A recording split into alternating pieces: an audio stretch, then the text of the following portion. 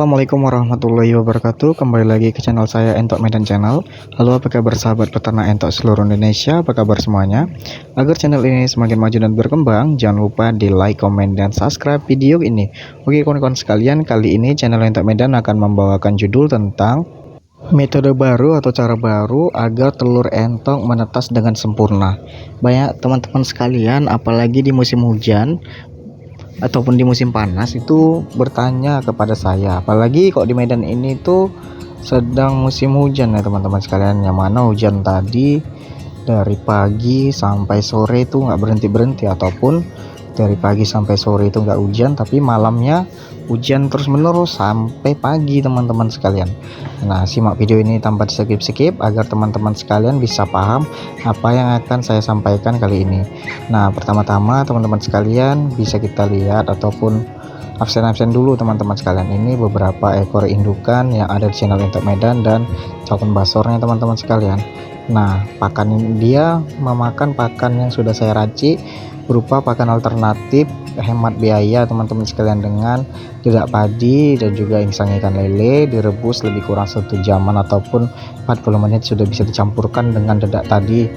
Nah, jadi pemberian pakannya itu ya seperti ini teman-teman sekalian. Pemberian pakannya tidak terlalu basah dan tidak terlalu kering. Nah, untuk menghasilkan ataupun menetaskan anakan entok dengan sempurna ialah kita harus merawat benar-benar indukan tersebut sebelum kita membreedingkan indukannya. Nah, dengan cara kawan-kawan sekalian itu sebelum menyatukan dengan basor itu, indukan tadi kita beri pakan dengan pakan-pakan berkualitas tinggi protein, karbohidrat, dan lain-lain. Nah, sebelum kita satukan, kita karantina indukan 2 mingguan. Berapa ekor yang ingin kita breeding? Contohnya ada 50 ekor ataupun 30 ekor indukan. Nah, 30 ekor indukan tersebut kita pisahkan dari basor. Basornya kita kurung, kita karantina basornya. Jangan sampai jumpa dengan indukan. Nah, setelah indukannya tadi gemuk, baru kita satukan basor dan indukan tersebut teman-teman sekalian.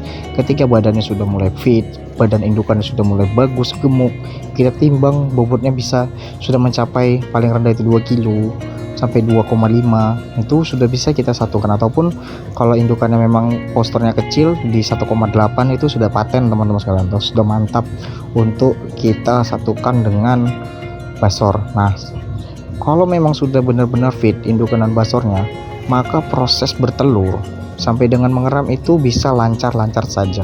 Tapi kita jika ingin memaksakan indukan tadi untuk bertelur terus, maka indukannya pun kurang fit, maka pada proses penetasan juga kurang baik. Nah, bisa dilihat teman-teman sekalian, telur di channel Entok Medan ataupun sarang tempat telur entok ini sangat baik untuk teman-teman sekalian tiru. Nah, itu salah satu hal yang bisa mengganggu proses pengeraman, indukannya kurang fit teman-teman sekalian. Nah, sebelum kita satukan, alangkah baiknya teman-teman sekalian itu mengkarantina sebelum kita menyatukan indukan dan basor. Setelah indukannya sudah mulai gemuk, maka proses bertelur akan berjalan lancar teman-teman sekalian. Nah, selanjutnya yang tidak kalah penting ialah pada saat pengeraman, indukan ngeram itu tidak boleh disatukan lagi dengan basor kawan-kawan. Jadi jika teman-teman sekalian sudah memulai memiliki petarangan telur entok, indukannya itu tadi kita sekat, jadi kita berikan makan tuh di depan tempat ia mengeram, kita berikan pakan di tempat indukan tadi mengeram, dengan catatan basor tidak boleh ataupun basor tidak bisa masuk ke area tersebut untuk mengganggu indukan tersebut pada saat mengeram.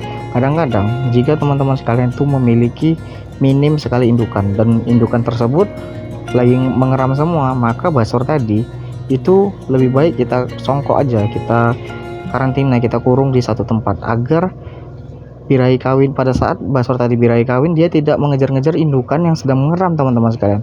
Banyak sekali terjadi seperti itu, indukan lagi ngeram, dia masuk ke area kandang pada saat indukan entok mengeram, maka indukan tersebut bisa stres teman-teman sekalian, bisa stres karena diganggu basor tadi yang masuk ke area kandang, dan juga itu bisa mengakibatkan telur entoknya tadi bisa rusak kawan-kawan, bisa rusak. Jadi memang indukan yang sedang mengeram ini lebih baik kita sendirikan. Nah, dan juga ini kan ada goni-goni di atas tempat bertelurnya tuh teman-teman sekalian, itu nanti ditutup saja kawan-kawan sekalian. Jadi indukannya itu di tempat yang gelap sendiri, dan juga panas tubuhnya itu bisa menyerap di telur entok dan juga bisa menyebar rata di tempat entok ini kan. Ada goninya itu kawan-kawan sekalian, itu dibuka tutup kawan-kawan sekalian.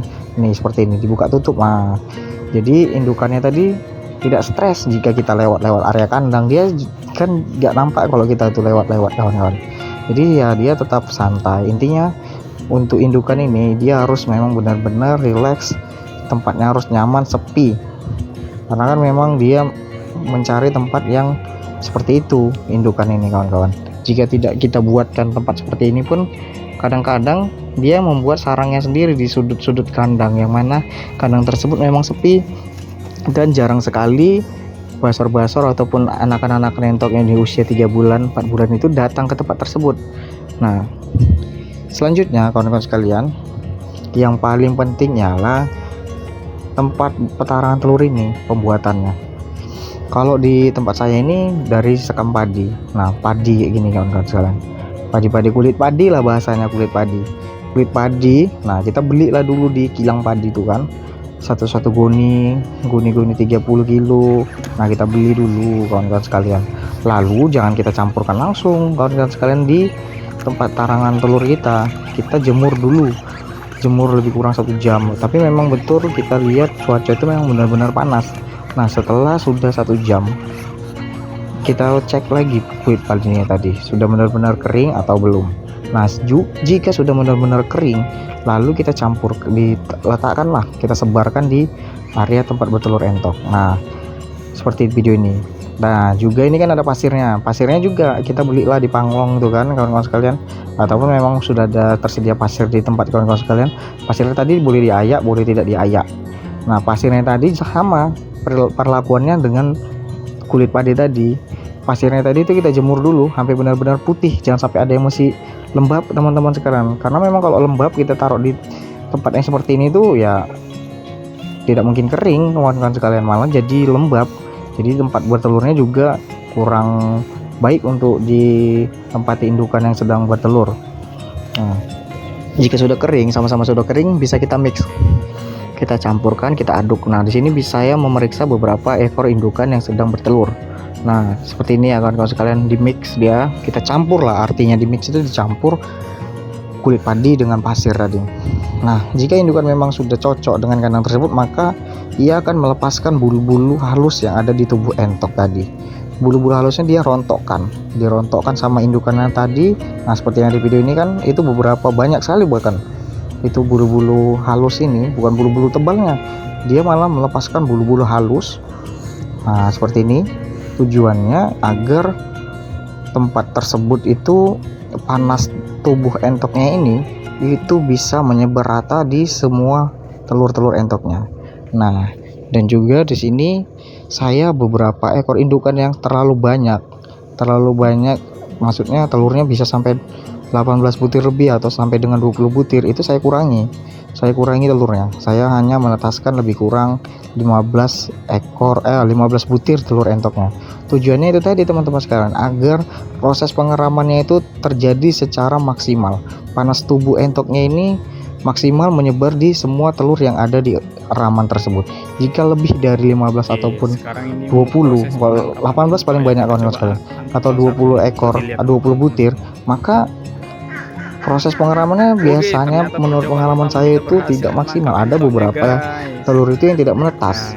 Dan juga bagi kawan-kawan sekalian, ini cara terakhir menurut saya itu bisa membuat penetasan telur entoknya itu maksimal pada saat usia pengeraman itu di 1 minggu ataupun ya 1 mingguan lah, 1 mingguan lebih. Kita bisa menyenter telur entoknya tadi. Kalau kawan-kawan sekalian belum tahu, ada beberapa contoh di YouTube lah, kita cari saja cara melihat telur entok ataupun telur ayam itu fertil. Dengan cara, kalau kawan-kawan sekalian itu punya senter HP aja lah yang simpel. Kita letakkan telur tadi, kita tempelkan dengan senter tadi. Nah, kita bisa lihat di telur itu ada urat-urat atau enggak. Berurat dia kawan-kawan sekalian. Artinya kalau dia sudah berurat lalu ada gerakan-gerakan, itu embrionya ada, ataupun telur tersebut itu ada isinya, dibuahi oleh pejantan. Nah, jika sudah dibuahi oleh pejantan semua, ada isinya ataupun yang enggak ada isinya, kita keluarkan, kita konsumsi boleh. Ataupun kita kalau nggak suka makan telur entok, kita bisa campurkan telur entok tersebut untuk pakannya nanti, untuk pakan entoknya pada saat perebusan dedak dan insang lele kita campurkan saja di tempat pakan itu. Malah lebih bagus, proteinnya bertambah untuk indukan dan basor. Nah, setelah sudah ada embrionya di area di telur tersebut, setelah kita senter, yaitu 99% menetas teman-teman sekalian, hanya 1% yang tidak menetas. Karena memang menurut pendapat saya itu kalau sudah ada isinya jarang sekali tidak menetas, wajiblah menetas kawan-kawan sekalian. Tapi ya yang namanya kita manusia nggak boleh terlalu percaya diri lah. Insya Allah 99% itu menetas kawan-kawan sekalian. Jadi dari kesehatan indukan sudah bagus, basornya bagus, sudah gemuk, sudah sehat, proses bertelur sudah bagus, pakannya bagus, dan juga ya tadi mixkan kita tadi pasir dan juga dicampur dengan kulit padi yang benar-benar kering, sudah kita jemur kawan-kawan sekalian. Dan juga tempat bertelurnya tadi memang harus benar-benar steril dari basor, sehingga basor tadi tidak bisa mengganggu indukan yang sedang bertelur ataupun mengeram.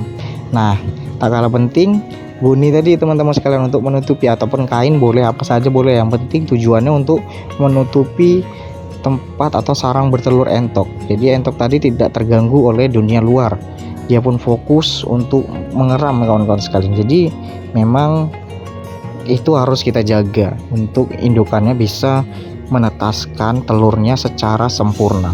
Nah, sangat gampang teman-teman sekalian untuk beternak entok ini, apalagi kita tujuannya untuk mau breeding. Kalau untuk breeding kawan-kawan sekalian itu saya dukung 100%, karena memang peternak entok ini peluang usaha terbaru di tahun ini ataupun tahun depan masih panjang, karena memang belum ada satupun PT di Indonesia ini yang bisa menghasilkan DOE anakan entok. Kalau ayam kan sudah berserak kawan-kawan sekalian, sudah banyak sekali tersebar di seluruh Indonesia ataupun dunia.